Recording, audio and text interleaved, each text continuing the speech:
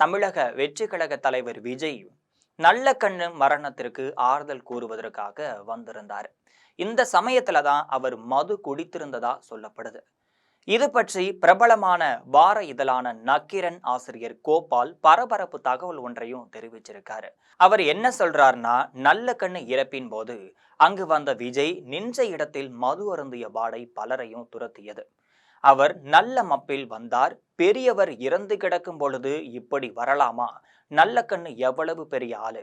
நடிகர் விஜயை சுற்றி நிற்கின்றவர்கள் நாத்தம் தாங்க முடியவில்லை என்று அங்குள்ளவர்கள் மூக்கை பொத்தி விட்டார்கள்.